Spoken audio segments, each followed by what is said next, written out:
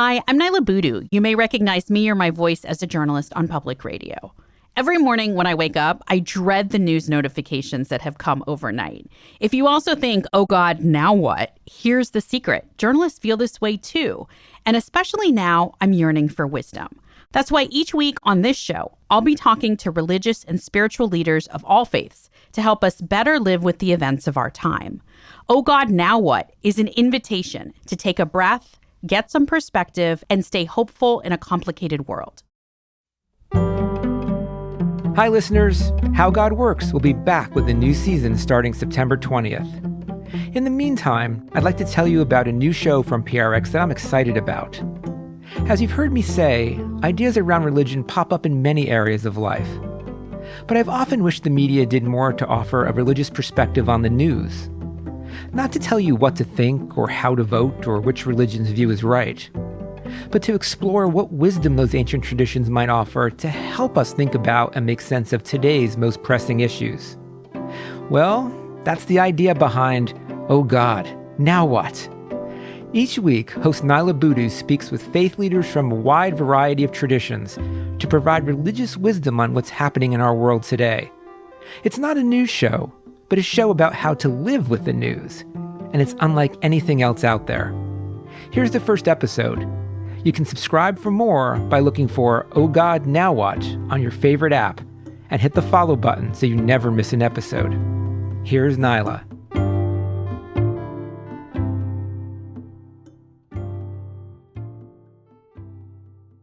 Hi, I'm Niala Boodhoo.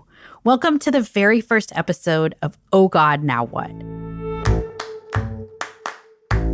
I'm so excited for you to listen to this show that's been years in the making. I've been a journalist for more than 2 decades, and the heart of this show is that I really want to be having different conversations. So this isn't yet another news show. This is a show about how to live with the news. So each week, I'll be in conversation with 1 or 2 religious or spiritual leaders from different faith traditions. And the idea isn't to really learn about those religions, but really to learn from them and to get a deeper perspective on current events by taking a much longer view. And by longer view, I mean history that goes back hundreds or thousands of years to place this current moment in context.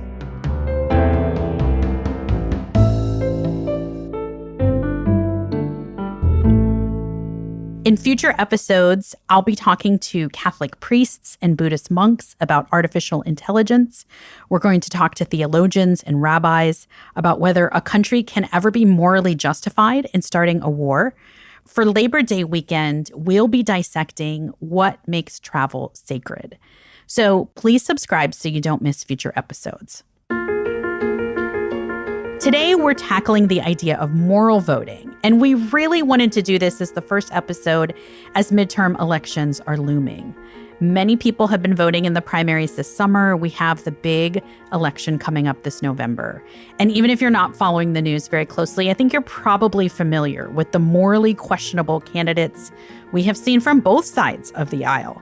We've had a Republican accused of domestic violence, a Democrat who's faced allegations of sexual assault and rape, and that's just in this electoral cycle.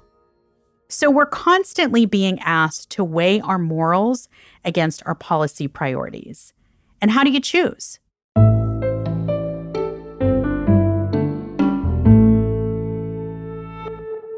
There are 2 people that I was really looking forward to having this conversation with.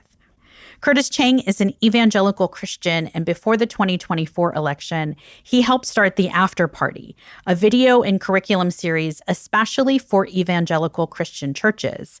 And he's described it as a way to reframe our political identity away from the what of political positions and towards the how of being centered on Jesus.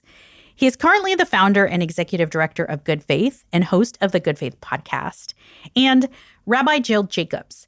She's a rabbi whose work is to actually train and mobilize other rabbis, cantors, or Jewish leaders to bring a more moral voice to protecting and advancing human rights. She's the CEO of TRUA, the Rabbinic Call for Human Rights.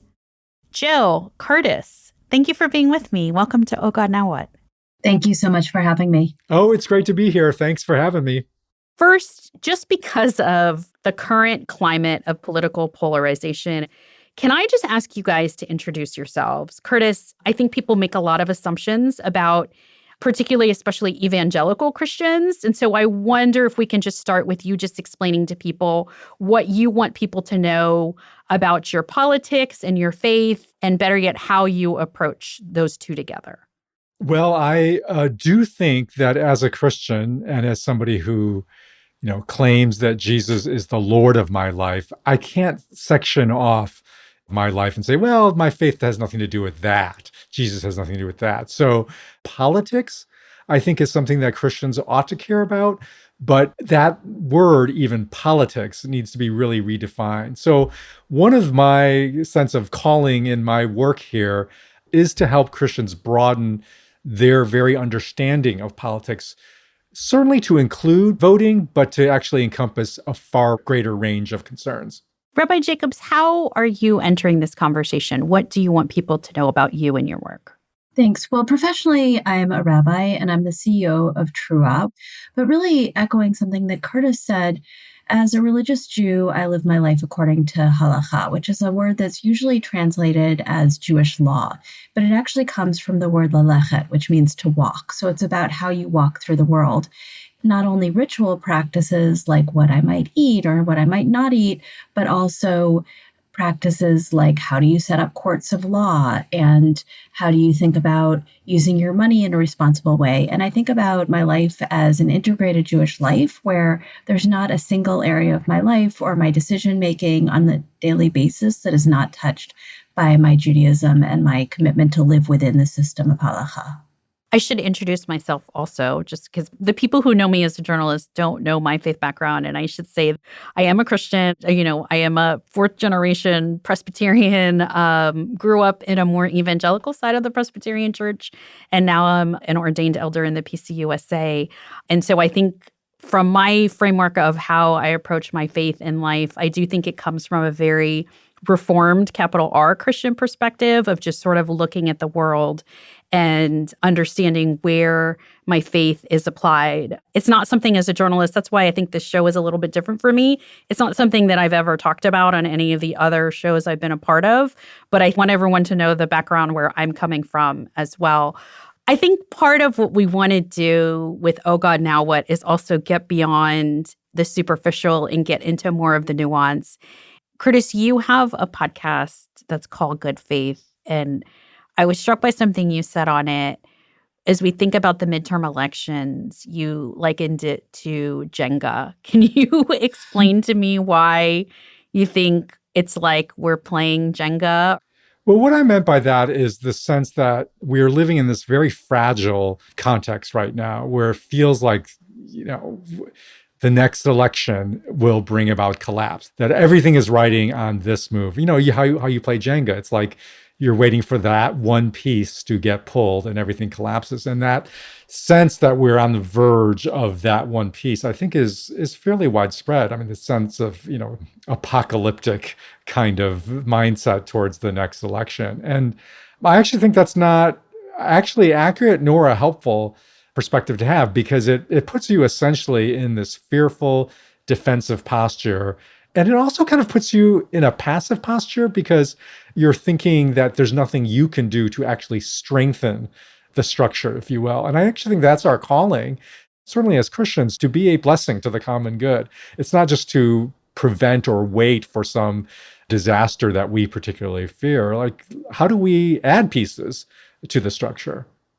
If the stakes are that high, does that mean you make different choices when it comes to who you're going to vote for? Because if you think about voting for President Trump and the ramifications of that for American democracy, for the country, do you make different choices if you think the stakes are higher, I guess is my question. Yeah, I think the stakes are really high right now. And also, when we look back through history, there have been these really crucial moments that we can look back and say either, thank God somebody made that choice, or, wow, I wish I could go back and rewrite that. And so this is a really crucial election, but I also don't want to get into a place of saying, well, this is it. If it doesn't go the way that you might want it to go, or if the next thing happens to weaken American democracy, then the whole project of America is over. I think we can look back through history and we can see that there's ups and downs, but we certainly can't say, okay, I give up. My take on this is that this perspective of to use your title of your podcast, we're in a, oh God, now what political moment, or a Jenga moment, as I said, is precisely why we cannot simply reduce politics to the vote. The reality is, if you want to contribute to the outcome of American politics, and you think that that is just your vote that you cast every 4 years for a president, unless you live in 7 states, your vote practically has zero impact. Anyway, unless you live in Arizona, Georgia, Nevada, North Carolina, Michigan, Pennsylvania, Wisconsin. So any listener who doesn't live in one of those 7 states, your vote, for all intents and purposes, has almost no chance of affecting the outcome. And even if you live in one of those states, it's like a minuscule impact. So I am not saying don't vote. Please vote. But if you are saying my life as a contributor to our greater society, my political life, broadly defined, is only exercised every 4 years, you've reduced your life as a political being to almost inconsequential fashion. And this is where I think if you want to actually contribute and strengthen the society, strengthen the fabric, strengthen the structure, my thing that I'm really trying to call people to is to invest locally. That is where you can actually make a difference. And that politics happens in its most directly impactful way for most people in local politics. And I don't even mean local electoral politics.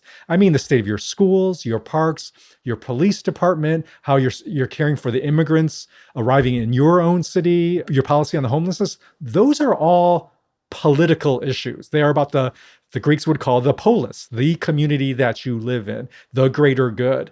And so I think where we can live out our faith most powerfully is if we certainly vote, but we actually devote more of our energy to our local communities. Well, I want to say that, neither Judaism nor I think any other religion, though I can't speak for others, is partisan, meaning that you can't open up the Torah and it's not going to tell you vote for this party or the other party, because those parties didn't exist. And Torah is eternal, and forms of government come and go, and different parties and different elected leaders come and go. But what does stay are the values. So even the very first thing that the Torah tells us about human beings is that we're created in the image of God. It's right there in chapter 1. And much of the rest of the Torah and of the Jewish Bible and of Jewish law codes, etc., is trying to figure out how you put it into practice, right? It's not enough to just say, be nice to each other. Like, that doesn't get very far. And so a lot of the tradition is about setting up laws about, okay, well, how do you set up fair courts of justice, for example? What are the rules for judges? How do you make sure that there's a social safety net in your community? How do we make sure that every community is the most just place possible for the largest number of people, is a place where people will be treated like they're images of God? And so I really want to go back to that and say that people look for religious communities in all sorts of different ways, but I think that something that many of our religious traditions bring to the table is that we are rooted in values, and that we should be making our decisions, both politically and otherwise, based on values. It's not just about pick your political team. I think what Rabbi Jacobs stated is also very much kind of a primary value for Christians. The Genesis account where we're are told we are made in the image of God is part of our scriptures also, and it's foundational.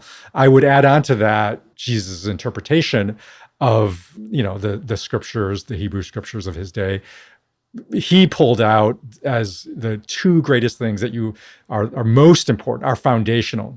Love God with all your heart, mind, soul, body. And the second is love your neighbor as yourself. And so, not to keep banging on this drum, but when Jesus says, love your neighbor as yourself, he's directing you to a neighborhood level of concern, that the neighbor around you, the people you live with, the community where you have your parks together, that is the most direct, immediate place where you can show love.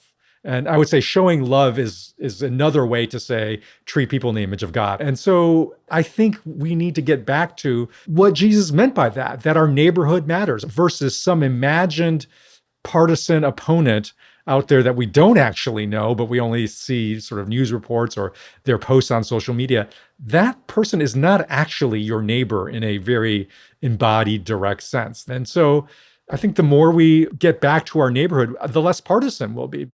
So I just am kind of reflecting on the idea of love and very much hearing what you're saying, Curtis, about neighborhoods and investing at the local level. Jill, can I start with you? And then Curtis, can you respond about what standards you use when you're starting to think about, do you have like a character test? Like, is that the first thing you do? Jill, are you thinking about how just they are? Yeah, I do think about, as I said, the values and what values this person stands for and whether they're likely to vote in line with what I think my values are. When I think about a character test, I don't need a elected official who I want to go out for a beer with. I don't need to be friends with this person. I want to believe that they are somebody who is not corrupt, who's trustworthy, who's not going to be taking advantage of their position. This is something also that Judaism has a lot to say about it, because we have a lot of stories of kings who did take advantage of their position and a lot of warnings in the Jewish Bible, even before the people get a king. So I'm thinking about the first time that the possibility of a king is really talked about in the book of Deuteronomy. But it says basically, like, this king can't amass so much money, and they can't amass so many horses, and they can't amass women, right? These are the things that kings do. I'm talking about the classic kings, right? And actually what this king is supposed to do is they're supposed to write a scroll of Torah for themselves, and they're supposed to study it. They're basically the symbol of how you use your power to worship God, as opposed to just to accumulate wealth and power for yourself, which is a long way around to saying that I would hope that an elected official understands that their task is to serve the people, that it's public service, it's to represent their constituents. This is very much the role of the prophets in the Bible, but I think it's the role of all of us to hold them to it and to continue to say, wait, this is what's right. I'm going to remind you of it. I'm going to keep poking you.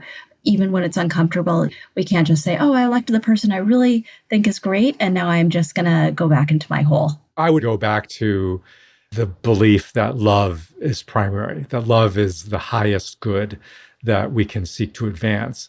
And the reality of love is it is personal. Love is about personal character, personal relations, and it's issues, policies, hot takes on things. I'm not saying they don't matter, but they don't love. And so I actually believe when you vote, you ought to actually consider, does this person move our society and move our culture towards greater love or lesser love? Now, that includes perhaps the issues that and the stances they take as more loving or less loving. But I actually really do believe character matters. Like, a leader influences culture. They set the terms for what is acceptable discourse, acceptable behavior. And I want just to bring it to the, national level, I want a president that reflects love and that moves our culture towards greater love. And I'm willing to disagree. I'm willing to have that president to have policies or issues that I disagree with. Because you know what? Actually, it is the cultural influence that emanates out from a president that I think has far more lasting impact than any specific issue or policy. Politics is downstream from culture. Everything both of you are describing seems completely countercultural to the way that we think about politics. And even, I would say, the way that we journalists cover politics, right? We think about single issue voters. I don't know that that really exists, but I do think, Curtis, you're saying basically, and tell me if I'm understanding you correctly, you're saying it shouldn't be like abortion or LGBT or whatever. I'm trying to think of but trans rights issues, and this is how I vote. Is that what you're saying? Like, we shouldn't just pick a single issue? Am I understanding that correctly? Yeah, I think issues matter, but I think character matters more. And I would absolutely choose somebody of a high moral character that reflects the values of love. And we might disagree on the issues. I would choose that person. I mean, here would be like, if you want to reduce this down to a character level of a litmus test, right? I would sort of say, well, would I trust this person to babysit my kid? Because that tells me something. Do they have integrity? Will they do what they say? Or if something bad happens, will they show courage? Can I essentially trust them to love my children? That's a meaningful test. Now, obviously, I don't know them personally. I have to just get some clues. I'm observing their behavior. I'm observing how they react to the people that they do interact with, including reporters, what the history of their personal relationships. We're not high on the love list. Let me just put it that way. You should be. You guys are doing a very important thing. But to me, that really matters. Again, I am not saying issues don't matter. But to boil everything down to one issue is such a narrow slice of life. And the reality is, if you follow the teachings of Jesus, you're going to end up on all sorts of issues differently, and also disagree with other Christians of good faith on what's the right interpretation. Like Rabbi Jacob said, there's no straight line you can draw from any of our religious teachings that we're talking about here to any issue. But you can draw a pretty straight line to the kind of person that actually is somebody who bears the image of God and who embodies love. So, Curtis, can you talk about immigration or abortion or the death penalty? And can you just sort of say where those things, as we're just to parse out the idea of taking single issue voting out of our kind of mental consciousness? Well, what I mean by the fact that single issue just does not give you a proper or an ironclad rule, if you just take kind of evangelicals, the classic standard evangelical view currently in existence, right? Okay, you can make a very strong case, which I hold, that this sort of takes you towards a pro-life stance. But then it's like a whole other set of issues. Well, what's the best specific policies that actually advance that view? And it's not clear. I mean, electing a pro-life president has almost run counter to the actual level of abortions. That it does not correlate. It's almost negatively correlated. Just voting for a pro-life president does not mean you're going to get pro-life outcomes that you prefer. And at the same time, if you are, making that pro-life statement because you value life, that the life of a fetus cannot be the only life that you care about. The life of an immigrant, the life of hungry people, the life of homeless, they matter just as much. And, so you have to weigh all of those lives to sort of cherry pick, this life is the only life I care about, is quite at odds with any understanding of what it means to love your neighbor. Jill, do you agree with Curtis on the idea of starting with character versus issues? Yeah, I'm not sure, like I said, that I can separate the two of them. And there's certainly some elements of character that I would say are beyond the pale. So there might be politicians or elected officials that one might agree with their policy positions, but actually women are not safe around them. One thing that Curtis said that I really do agree with is about the ways in which the model that's set at the top can filter down. I think we've seen this in real time with the current president, who's normalized sexual assault of women and normalized demeaning immigrants and people with disabilities and et cetera, et cetera. I want to know, is this going to be somebody who is going to put policies and laws in place that are going to make this a safer country for everybody? One of the reasons I think there's such a moral dilemma now about, for example, recent candidates who have come out, to your point, Jill, the allegations of sexual assault, and then people thinking, well, but I wanted to support this person, and I'm going to say this guy because in pretty much every instance it's been a guy. I wanted to support this guy because I think he's going to, for example, help Democrats, and we need more Democrats in power, so I'm going to look the other way. I want to go back to the apocryphal kind of nature of things and ask how you step outside of that, because we can very easily trap ourselves in of thinking okay, well, we have to sacrifice character for this policy. I don't think you can. I mean, I think in some ways, Rabbi Jacobs and I are saying the same thing in the sense that character and your public stance are integrated. I mean, another thing that I would say is a mark of somebody that is worthy of our love is they have integrity, that the person together holds their values in a way that actually makes sense, that are consistent with one another. They're not saying one thing and doing another. At least in primaries, this doesn't have to be a zero-sum game.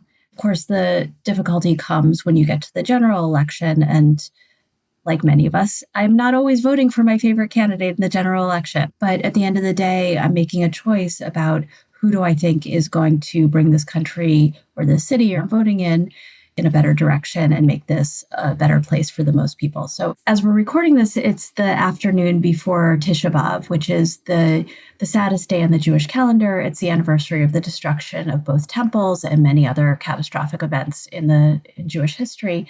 And there's this amazing story in the Talmud that I've been thinking about a lot recently because it feels like it was written yesterday, where basically the city of Jerusalem is under siege by the Romans. And there's a few very wealthy people who come and they say, okay, we have enough supplies that we can support the people for 21 years. Like this one has grain and this one has wood for cooking. And basically the people can outlast the siege. But in the city, there's a group of zealots. And the rabbis of the city say, well, let's go make peace with the Romans. And the zealots say, let's go to war with them. And the rabbis are like, that is not going to work out for us. We're going to lose. And so the zealots go and they burn down these storehouses that have all the food and the firewood that the people need, basically to force them into starvation so that they'll be forced to fight. And so for these zealots, they decided to force a war that ended up with death and destruction because of their purity of politics, right? We have to fight the Romans. We can't just try to survive and to save lives. The position of the zealots is if we can't have what we want, just burn it all down. And there's another position that says we are losing and let's try to get what we can and let's try to save as many people as we can. Let's try to save this tradition. And, if it hadn't been for that rabbi, maybe I wouldn't be here today, right? I'll just riff on zealots for a moment. In the Christian tradition of where zealots show up is actually in Jesus's first core followers. It's recorded that one of them was Simon the Zealot. So he was clearly known for his political position of burn it all down, kill the Romans, evict them, any means necessary. And so apparently in Jesus's first 12 disciples is somebody who advocated for that position. You know who else is in the 12? This guy named Matthew, and he's known because he's known as Matthew the tax collector, which is the exact opposite of the partisan spectrum, ideological spectrum of the day. A tax collector is collecting taxes for Rome, for the Roman Empire. They would have been viewed by the zealots as a collaborator, and Matthew would have viewed Simon as a sort of radical extremist. And so somehow, Jesus is, I think, expressing that his kingdom is going to encompass, sort of this full range of ideologies. That should tell us something about what it means to follow Jesus.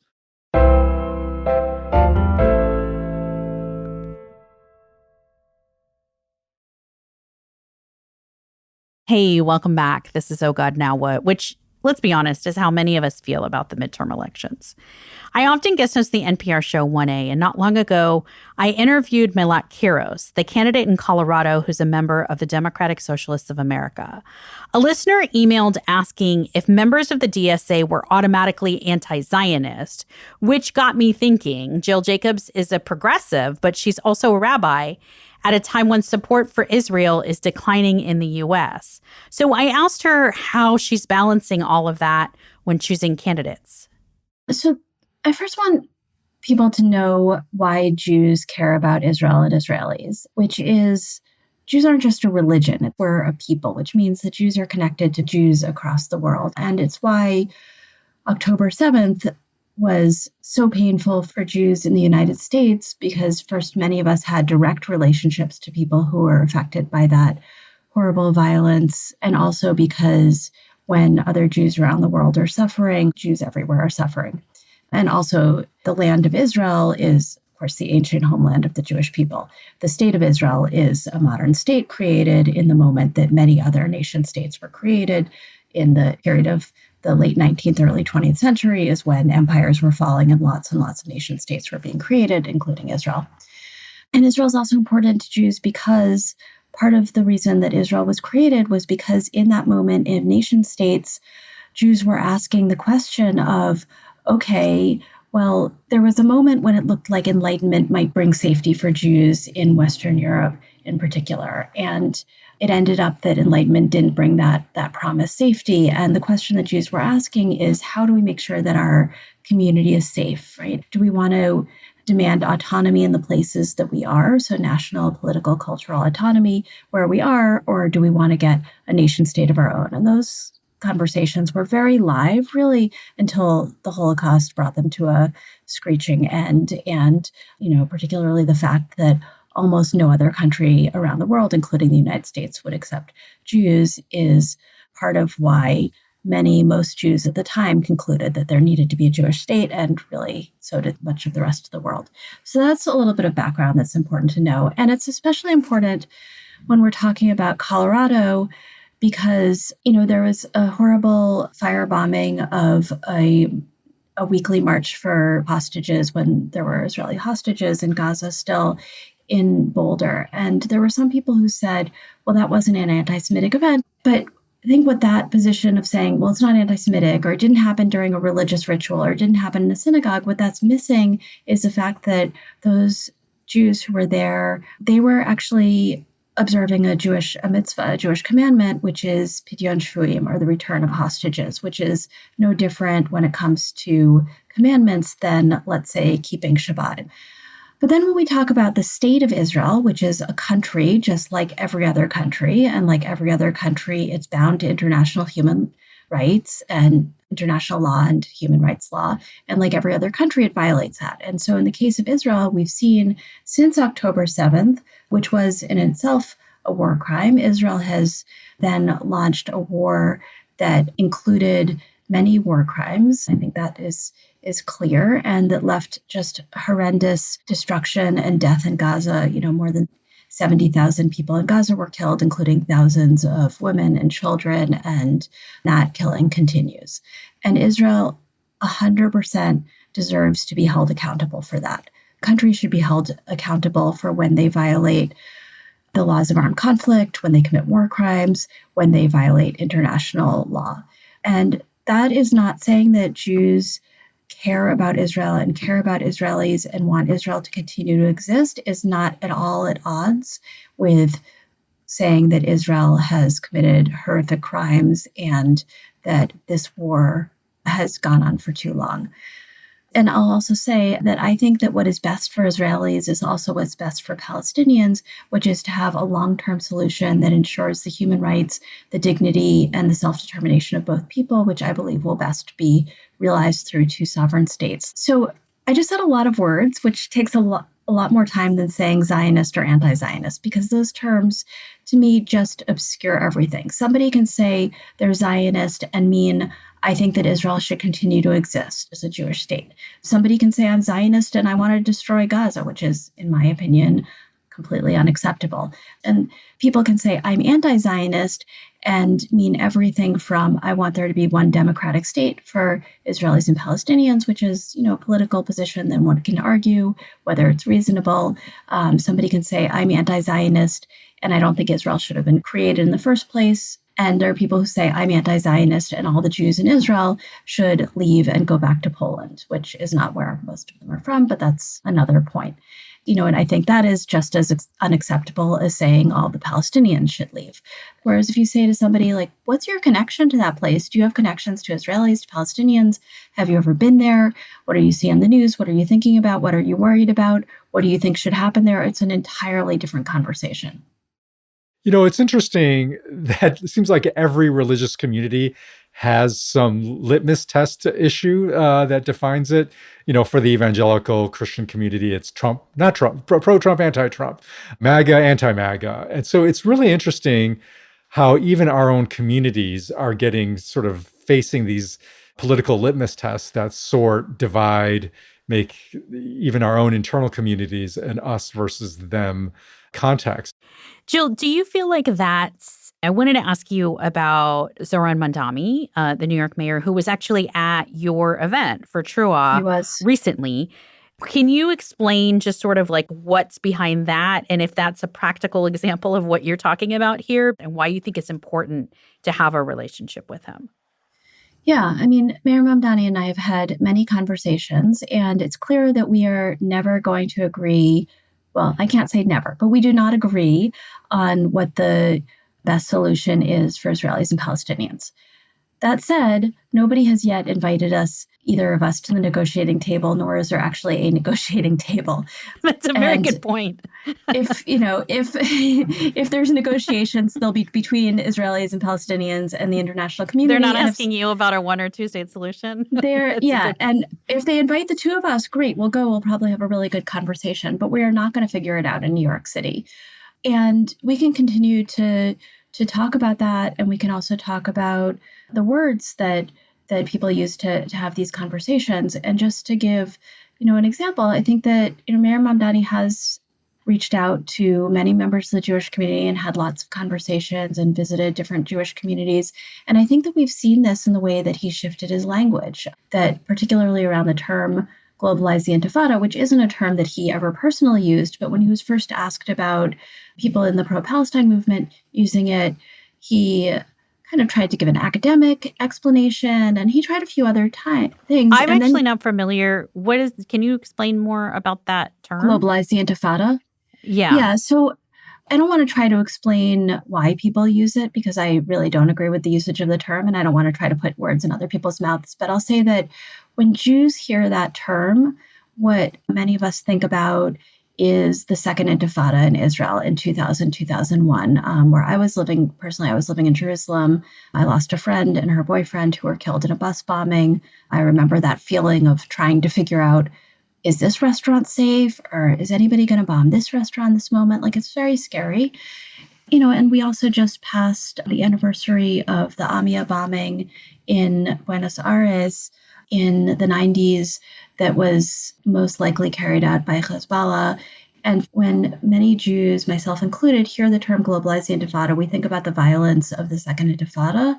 And we also think about those who are taking their anger about Israel out on Jewish communities in the United States, in Europe, in Australia. But I think once Mayor Mamdani heard from Jewish community members that when many of us hear that phrase, we hear carry out a terror attack against a synagogue in New York City, he went on New York One, actually, and talked about how he had heard that from members of the Jewish community and how, therefore, he would discourage the use of the phrase. And that is through conversation and relationship. It doesn't come through yelling at people in op-ed pages or on social media. And I also think that there's a lot of things that the Jewish community and he can really agree on. And I think it's a mistake, a huge mistake, that some part of the New York Jewish community has just declared war on him and said, we want nothing to do with the mayor of New York City, who has so much responsibility for day-to-day life in New York City, whether our kids have daycare, what our apartments cost, etc., and has very little impact on the Middle East. And it's okay and reasonable to hold him to using language that's going to keep Jews safe. And you do that in conversation, not just through declaring him to be the enemy. What Rabbi Jacobs described as, this priority on the local is the drumbeat I've been trying to sound. We just have very little influence to nil over these broad issues. And so why would we try to essentially nationalize local politics? I wonder if both of you can give me a sense of what you think about what your religious obligation is to voting and where voting fits into the sphere of your religious obligation to be a good citizen. Again, this, I think, shows where I think the priority is on between voting and local action. So I'll just give you an example of this. I voted for Biden over Trump. I would do that, sort of most pretty much, 10 out of 10 times. But one of the things that I took great exception with when Biden ended up being a president was his withdrawal from Afghanistan. I thought it was done hastily, done in a way that betrayed the trust of Afghan allies on the ground, that caused massive chaos. And I think that was another example of where you couldn't have predicted in your election vote that would happen, but it did happen. And so it's not like I regret the vote for Biden. I would do it again. But that's an example of where, boy, on that issue, I strongly disagree with him. And I think that was a really poor decision, poor action of his use of presidential power. Now, having said that, okay, I can hold all of those positions. Does that really actually change anything? Does that actually make me a more loving, better person? Does that actually extend my range of love out into the world anyway? No, it doesn't. Here's what does, is that one of the results of the withdrawal is we got this flood of Afghan refugees into our country, and in fact, into my community here in the Bay Area, because we have a large Afghan population here already. So a lot of the resettlement efforts were directed here. And there are all these institutions that were tasked with doing that. And those institutions, local institutions, essentially involved in the local polis, were really struggling. And they were struggling, especially here in the Bay Area, to find places to house these refugees, even at a temporary level. So my wife and I have built a accessory dwelling unit in our backyard.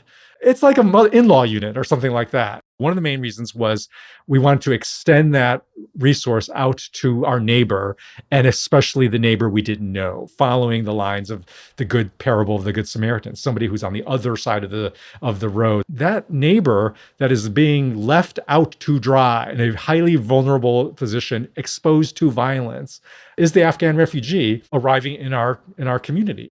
In almost every religion, one of the highest priorities of how you live out your faith in the public sphere is that you welcome the stranger, you welcome the neighbor you don't know. That's how I'm intersecting most tangibly, most effectively, and in a way that frankly shapes my own character, shapes my own capacity to love more, because it was also a challenge to have a family of 6, living in our backyard. But, that wife was a wife of somebody who was serving the American military as a translator and lost her husband. And so, right, we can make all the proclamations and votes and post on social media whatever we want about whatever national or even international issue you want. In the end of the day, it's like, are you going to welcome somebody? Are you going to make a decision to share your resources with somebody? That is where you're going to live out your faith most decisively. Yeah. So I very much agree with Curtis that voting every 4 years and then going back to sleep is certainly not enough. There's a lot that we need to do in between. There's a text that I love in the Talmud that says that if a person is moving to a new place, that after they're living there for 30 days, they have to contribute to the soup kitchen, basically the food that would be given out every single day. And then when they're there a little longer, they contribute to more of a long-term fund for those in need, and then a little longer, a clothing fund, right? So it's a less immediate need, and a burial fund, and then ultimately the infrastructure of the city walls. And they don't talk about voting because, Jews did not have autonomy in this period, but there's this idea that when you move into a city, you're already obligated in the very basic food needs of other people in the city who you might not even met those people or seen them. And as you invest more in the community, you are invested more in the long-term needs, right? Infrastructure, city walls, that's a very long-term need.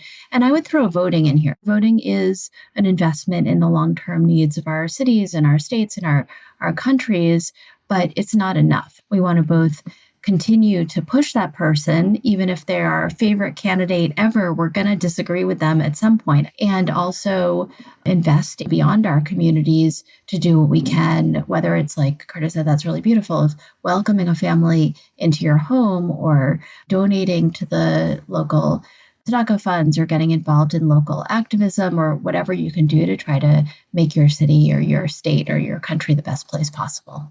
Jill, Curtis, thank you. I really appreciate it. Thank you so much. It's been a pleasure having this conversation. Thank you for hosting it.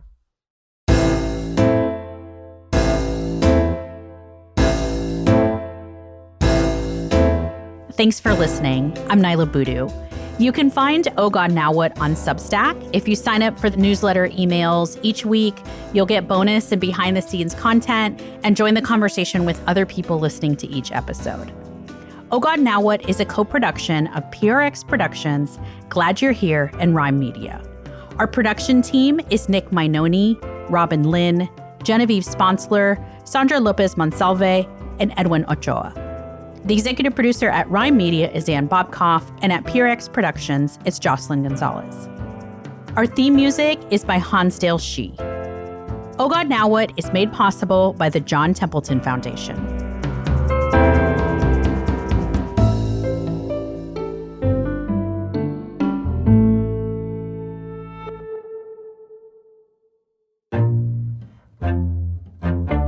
How God Works is hosted by me, Dave DeSteno. Our senior producer is Josie Holtzman. Our producer is Sophie Eisenberg. Our associate producers are Emmanuel Desarme and Cleo Levin. Executive producer is Genevieve Sponsler. Our fact checker is Natsumi Ajisaka. Merritt Jacob is our mix engineer and composed our theme, which was arranged by Chloe DeSteno. The executive producer of PRX Productions is Jocelyn Gonzalez.